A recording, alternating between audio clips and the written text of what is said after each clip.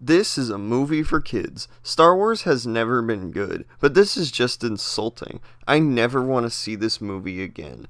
The CGI is horrible. See, George Lucas is an idiot. Practical effects are always going to look better because it's real. Look like this CG diarrhea. It doesn't age well. In fact, it will age like milk. They even had puppets, but they replaced them with CGI. If they did the first 3 movies with no digital effects, why not this? As if it would have been so hard with modern technology. The acting is horrible. These are adult actors paid millions of dollars and they can't give a shit about their most memorable roles. George Lucas can't direct either, so you get some grotesque fusion of bad shit. The best actor is the one who talks the least, and the worst actor is fucking Anakin. He makes Jar Jar look good, but don't worry, we'll get to him in a moment. Anakin can't act his way out of a paper bag. All his lines hurt my ears, and the actor deserved the bullying he got after the role. Maybe don't be an annoying piece of shit and you won't get bullied in real life. Jar Jar is just as bad, if not worse, than Anakin. He is every bit as bad as people are making him out to be. Not only is he one of the many racist characters in the movie, Is that legal? but he also makes so much noise. Don't they have test audiences? How did no one think that this piece of shit was going to be annoying? All of his jokes are unfunny, and he even makes poop jokes. He is a gross fetish alien too. Look at how big his dick is. And you can't tell me they aren't perverted. Look at this tongue.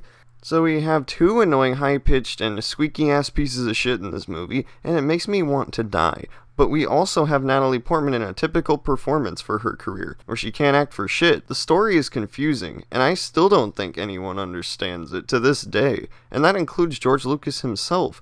Lucas always trying to make Star Wars have boring dialogue like this. Just look at the deleted scenes from the overrated trilogy. Join the Alliance. The rebellion? Wait, you got a mouth bigger than a meteor. No, I'm serious. The Sand People have been getting really crazy. They've even raided the outskirts of Anchor. Come on. So this dumbass doesn't know how to write anything.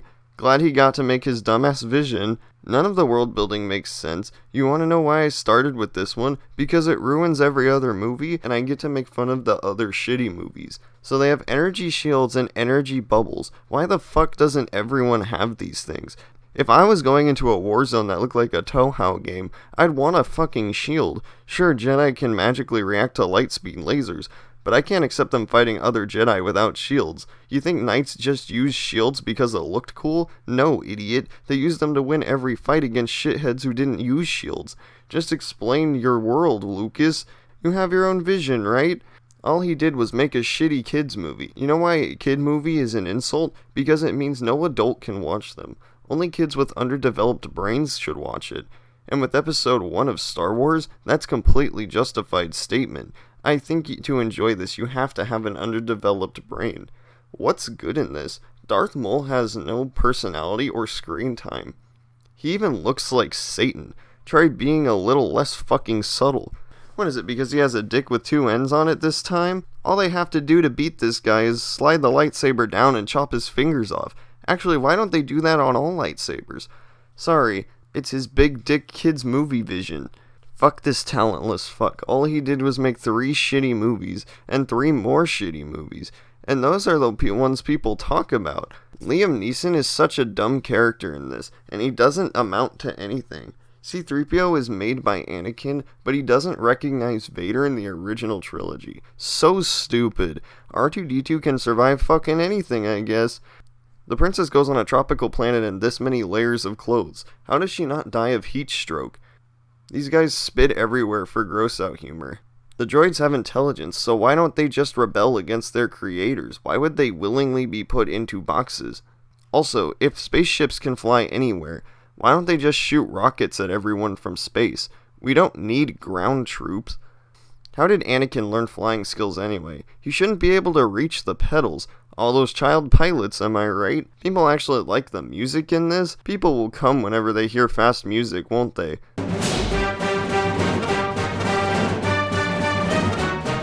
No guys, it's hype. John Williams just makes the same shit and keeps getting hired. Get talented or get out. I can talk about the movie all day, but I don't even need to prove it's bad. Everyone already thinks it's bad, so I barely even need to try. Just look at how many video game enemies there are. They were planning tie-ins from the start. Except these are also bullshit video game enemies. Here's a tip, never make bulky enemies with shields. It's the most annoying shit in the world. And look at how many droids, characters, devices, and vehicles there are. Spaceships are just the easiest toys for shitheads to make because they don't need wheels. You can just fly them around with your hand. This movie took the already corporate toy commercials of the first three and made it a breeding ground for product placement. There's no soul in this whatsoever. And you've heard all this before. George Lucas is an idiot. We know. This movie is rotten to the core. We really know. But the real problem is the fan base. So many people actually think the prequels are good. Yeah, even grown adults. I guess they like shitty and blurry racing scenes and shitty underwater looks like sewers. And it's a gross fan base too. There isn't one person who likes the prequels and doesn't also want to fuck anime Ahsoka. I even read one post where one person saw this scene and said they had to masturbate after seeing it every time. What's sexually appealing about it? It's just pink with an ass. How horny can you get? Glad George Lucas's shitty vision let other people envision how horny they were. Thanks, bro. People were mad about Star Wars fans throwing neckbeard tantrums, and while it's hilarious to see them mad, the crying fat guys with lightsabers in the theater doesn't hold a candle to how shitty the perverted fans are. It's enough to make me too sick to talk about the other films right now, but trust me, I'm getting to all of them eventually.